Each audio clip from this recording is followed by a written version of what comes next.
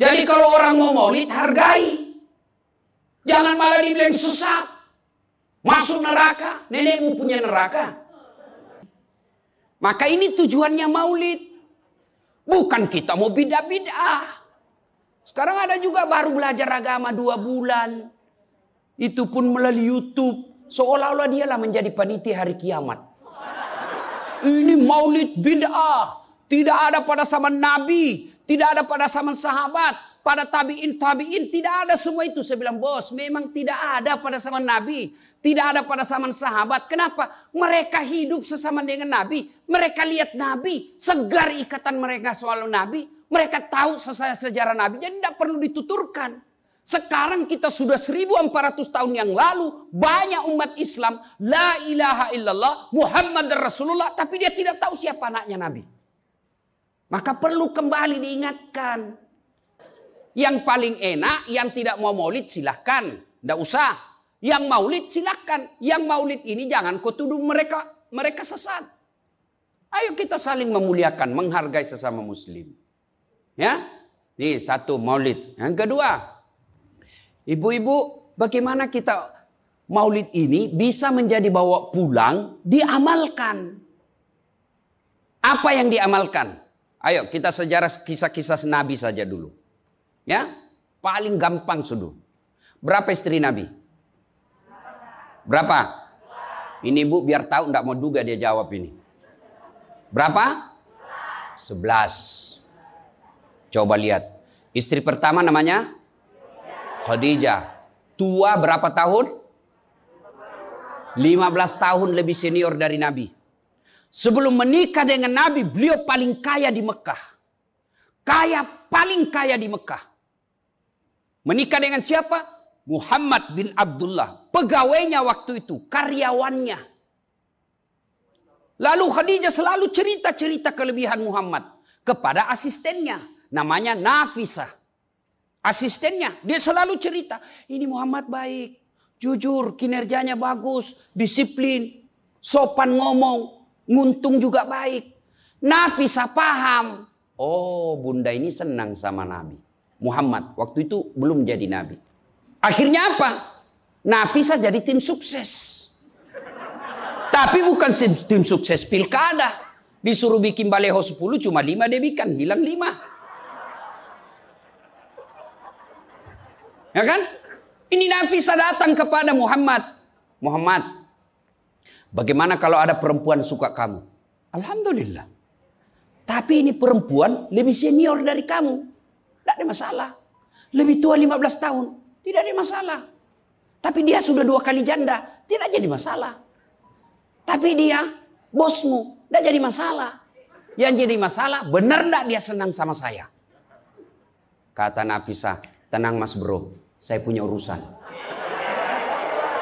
Jangan lagi cari dah hadis mas bro. Tidak ada. Lalu datanglah Nafisah kepada Khadijah. Bunda, bagaimana menurut bunda kalau ada laki-laki senang bunda? Alhamdulillah, terbuka jodoh. Tapi ini lebih muda dari bunda. Tidak jadi masalah. Lebih muda 15 tahun. Tidak jadi masalah. Tapi dia anak buahnya. Tidak jadi masalah. Yang jadi masalah, benar tidak dia senang sama saya? Kata Nafisah, tenang bunda, saya punya urusan. Ini namanya tim sukses yang tidak mempermalukan kedua belah pihak. Coba kalau Nafisah mau memanfaatkan situasi.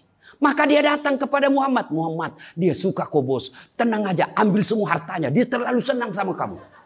Tapi kan tidak. Berarti ibu-ibu jaga perasaan orang. Jaga harga diri orang. Jangan permalukan orang. Meskipun ibu tahu ada aib dalam dirinya. Ini penyakitnya ibu-ibu. Apa? Tukang gosip. Ini. Duduk-duduk begini, damai tapi gersang. Oh, coba lihat siapa duluan pulang, dia jadi ibu cawan. Jadi ini gini Pak Gubernur itu dia duduk-duduk itu. Dia enggak cerita tapi apa? Dia mulutnya enggak ngomong tapi bibirnya dong. Memang fitrahnya. Apa begitu orang sini? Bukan cuma di sini. Orang Amerika juga tukang gosip perempuannya. fitrahnya. Maka Nabi katakan kalau perempuan mau selamat, jaga mulutnya, aman dia masuk surga. Cuma kan gampang sekali kita gosip. Lewat teman kita. Apa? Nggak serasi kudungnya sama roknya. Dia bilang iya. Lipstiknya palsu. Kenapa kau tahu? Melengket di giginya. Semua mau diurus. Iya kan? Ini penyakit kita. Semua mau diurus. Ustadz aja dia gosip. Itu juga bajunya waktu di YouTube. Saya dengar tadi dilewat. Saya dengar. Itu juga bajunya waktu di YouTube. Astagfirullah. Inilah penyakit ibu-ibu. Ibu. Mau gampang masuk surga? Ketika Nabi Isra Mi'raj kan dibawa jalan-jalan masuk surga. Subhanallah. Alhamdulillah. Banyak perempuan dalam surga. Begitu Nabi dibawa lihat neraka. Nauzubillah min zalik. Ya Allah ampuni hambamu. Ya Allah ampuni umatku. Ya Allah. Kenapa? Perempuan ternyata lebih banyak dalam neraka. Ditanya kenapa bisa begitu? Ada dua kelemahan perempuan. Satu, tidak mampu menjaga suaminya. Tidak mampu mengurus suaminya. Dan yang kedua tidak mampu menjaga lisannya. Jadi kalau ibu mampu menjaga lisan, aman. Itulah gunanya masker. Supaya ibu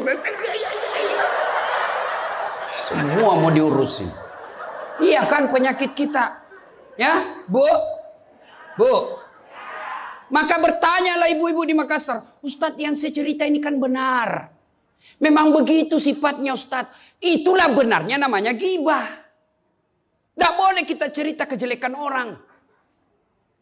Kalau dia salah yang ibu cerita namanya fitnah. Tidak ada jalan. Ayuhibbu ahadukum kata Allah. Sukakah kamu memakan bangkai sesamamu manusia? Maka berhenti cerita kejelekan orang. Jadi gimana solusinya Ustaz? Ketika datang orang cerita. Bu katanya. Na'udzubillah min zalik. Kita berlindung kepada Allah dari keburukan itu, Bu. Belum tentu suami kita lebih baik dari dia. Berhenti itu. Cuma kan enggak kita. Memang. Enggak tahu persoalan. Biar enggak tahu persoalan. Ikut campur. Ibu kalau suka ikut campur bikin urusannya ibu, nanti takdirnya seperti tauge. Tahu tauge? Tahu tauge? Coba lihat tauge, Bu. Kita bikin soto Banjar, ada. Pecel, sayur, lemper, ada. Ada tuh kalau di Makassar ada lemper. Ayo, maka karena dia selalu ikut campur, Allah takdirkan semua tauge bengkok. Dan ada lurus toh? Maka kalau ada ibu-ibu majelis begini kumpul, teriaki saja pagi-pagi toge nih ya. Ini penyakit perempuan. Maka ini gunanya kita peringati maulid supaya ibu-ibu pulang berhenti cerita kejelekan orang. Tidak ada gunanya menghabiskan amal-amal kita. Nabi pernah kumpul para sahabat dan bertanya, "Atadruna manil muflis?" Saudara-saudara sekalian, kau tahu siapa yang bangkrut nanti di akhirat? Mereka tidak sholat ya Rasul, dia sholat. Yang tidak puasa ya Rasul, dia puasa. Yang tidak haji ya Rasul, dia haji. Yang tidak bayar zakat ya Rasul, dia zakat sedekah. Kalau begitu siapa yang bangkrut ya Rasul? Jarusu wa khati'ur rahim. Tetangga yang jahat sama tetangganya dan yang suka memutuskan tali persaudaraan. Dan salah satu jahat sama tetangga dan memutuskan tali persaudaraan adalah mereka suka menceritakan kejelekan orang. Adakah orang yang senang dicerita kejelekannya? Ada? Ada? Ada ibu? Lalu untuk apa kita cerita orang? Rajin betul istrinya majelis taklim. Baik betul itu istrinya. Tapi kasihan suaminya selingkuh kiri kanan. Lalu apa untungnya ibu cerita? Bu? Hei. Satu. Pulang pengajian. Tinggalkan gosip. 2. Rasulullah setelah menikah dengan Khadijah. Usia 40 tahun. Nabi dilantik menjadi Rasul. Pulanglah beliau 3 hari 3 malam di atas Gua Hira. Pulang menggigil. Dia ketuk pintu. Masuklah Nabi, kedinginan. Lalu Nabi berkata, istriku selimuti saya kedinginan. Kira-kira kalau ibu-ibu, apa jawaban ibu? 3 hari 3 malam suami tidak ada kabar. Di WhatsApp tidak dibaca. Di telepon di reject. Tiba-tiba datang kedinginan, Bu. Selimuti saya, Bu. Apa jawaban ibu? Apa ibu selimuti? Enggak, diinterogasinya suaminya. Mana HP-mu? Dari mana kau ini kedinginan? Iya toh? Tapi Khadijah tidak. Khadijah tidak pernah sangka buruk kepada suaminya. Apa kata Khadijah? Sami'na wa ata'na. Hikmah yang kedua buat ibu-ibu, sangka baiklah kepada suami. Demi Allah, tidak ada kebahagiaan rumah tangga yang dipenuhi dengan sangka buruk. Ibu mau bahagia dengan suami? Mau? Hilangkan sakwa sangka, hilangkan sangka buruk. Telepon suami tidak dijawab pagi-pagi, sangka baik. Oh, berarti suami saya lagi sholat duha. 1 jam kemudian ditelepon, belum dijawab juga. Oh, berarti suamiku lagi meeting dengan gubernur. Telepon lagi siang-siang tidak jawab. Oh, berarti suamiku lagi sholat berjamaah di masjid. Sore ditelepon tidak dijawab-jawab. Oh, berarti suamiku dia lupa handphonenya. Tiba-tiba sore masuk WhatsApp teman kita. Saya lihat suamimu bonceng cewek. Cantik betul. Oh, berarti suami saya lagi nge-grab. Tenang perasaan. Ibu-ibu, demi Allah. Tidak ada kebahagiaan orang yang selalu sangka buruk. Suami enak-enak kerja. Hanya tidak dijawab telepon. Ibu tidak bisa tenang di rumah. Sangka baik. Orang yang sangka baik, rumah tangganya pasti tidak bisa bahagia. Saya kasih contoh. Kasih contoh ibu. Suami istri 7 tahun tidak punya anak. Di tahun ke-8 dia pergi ke ahli kandungan. Periksa istrinya.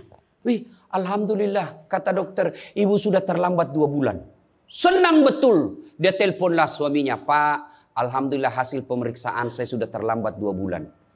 Tapi Pak, jangan cerita-cerita dulu ya. Malu kita nanti kalau tidak jadi lagi. Oke Bu, ini rahasia berdua. Jangan cerita ke siapa-siapa. Setuju Bu ya? Setuju Pak. Oke. Beberapa hari kemudian datang petugas PLN. Assalamualaikum. Kata ibunya, waalaikumsalam. Siapa ya? Saya Bu, saya siapa? Petugas PLN. Oh kenapa Pak? Ibu terlambat 2 bulan. Wih. Kenapa dia bisa tahu saya terlambat 2 bulan? Wah, dia mulai curiga sama suaminya. Pasti kelakuannya lagi nih si gendut ini. Kan suaminya gendut. Pasti kelakuannya ini si gendut ini. Pulang suaminya capek. Di jalan macet, kehujanan. Baru buka pintu. Memang kau pembohong gendut. Apalagi ini pembohong. Orang capek. Pembohong gendut.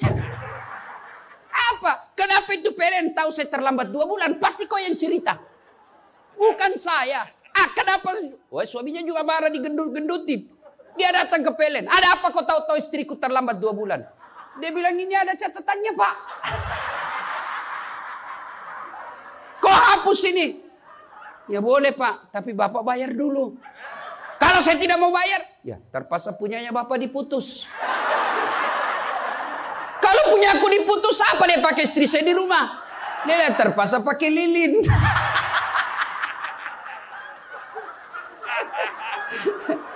Inilah bahayanya sangka buruk. Bu. Halo Ibu. Bu. Salatullah salamullah ala toha Rasulillah, salatullah, salamullah, ala yasin habibillah. Oleh-oleh kedua pulang maulid, hilangkan sangka buruk. Tidak ada kebahagiaan orang sangka buruk. Begitu juga kepada pimpinan kita. Kok saya dimutasi? Sangka baik. Saya tadinya kok kepala dinas menjadi staf ahli, berarti Bapak dianggap ahli. Ini staf ahli kan enak, ahli yang tidak ada stafnya. Sangka baik. Oh, berarti Pak Gubernur merasa saya perlu istirahat, banyak berpikir. Sangka baik. Jangan pernah sangka buruk. Tidak ada kebahagiaan orang yang sangka buruk. Sangka baik. Saya dalam hidup saya, betapa banyak Allah kasih pelajaran, saya baru tahu maksud Allah yang baik setelah beberapa saat berlalu. Begitu ada kejadian sangka